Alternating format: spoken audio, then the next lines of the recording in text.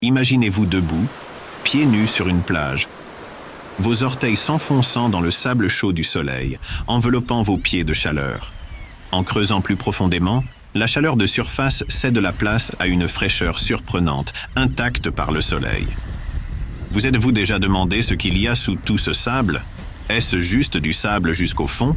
Ou y a-t-il autre chose, quelque chose de caché sous ces innombrables grains?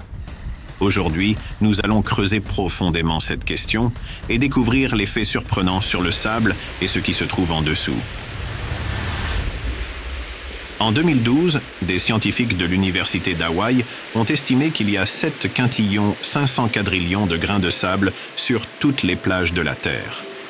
Mais qu'est-ce exactement que le sable? En termes simples, le sable est de minuscules morceaux de roches et de minéraux. Mais comment ces roches et minéraux deviennent-ils du sable? D'abord, tout le sable n'est pas créé égal.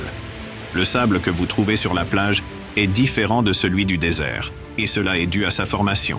Par exemple, le sable de plage est souvent composé de quartz et de fragments de coquillages, tandis que le sable du désert peut contenir plus de feldspath. Revenons à notre plage. Le soleil réchauffe votre peau, le son des vagues se brisant à proximité. Le sable de plage est le produit d'une longue danse lente entre la mer et la terre, formée par des roches et des coquillages broyés par le mouvement constant des vagues, un processus qui prend des centaines de milliers d'années. Chaque grain est un témoignage de la puissance de la mer, un petit morceau d'histoire. Mais qu'en est-il du sable du désert? Les déserts sont secs et venteux, et il n'y a pas beaucoup d'eau pour aider à décomposer les roches. Au lieu de cela, le vent et les fluctuations extrêmes de température font la plupart du travail.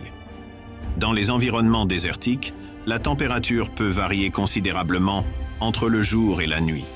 Ces changements rapides et extrêmes de température font que les roches se dilatent et se contractent, se brisant en morceaux de plus en plus petits. Mais que se passe-t-il sous le sable? Si vous avez déjà creusé un trou sur la plage, vous aurez remarqué qu'après un certain point, le sable commence à devenir humide.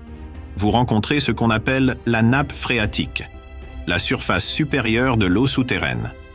En creusant plus profondément, le sable devient plus dense, plus compact, jusqu'à ce que votre pelle heurte quelque chose de dur. Le bedrock, la roche solide qui se trouve sous le sable et le sol. Dans les déserts, la réalité est en fait assez différente. En fait, la plupart des déserts ne sont pas couverts de sable, mais plutôt de roches nues ou de gravier. Par exemple, le Sahara, le plus grand désert chaud du monde, n'est couvert de sable qu'à environ 20%. Sous une certaine profondeur, vous trouveriez une couche de roches solides ou de sol compacté, connue sous le nom de hardpan. Le Sahara n'a pas toujours été un désert.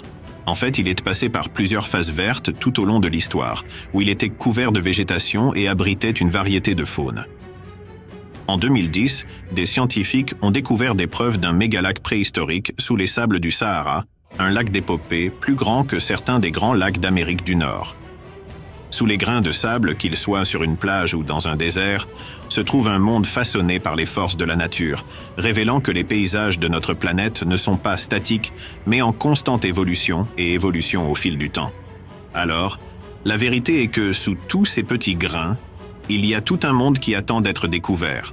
Un monde de roches, d'eau et parfois même de lacs anciens et de forêts cachées.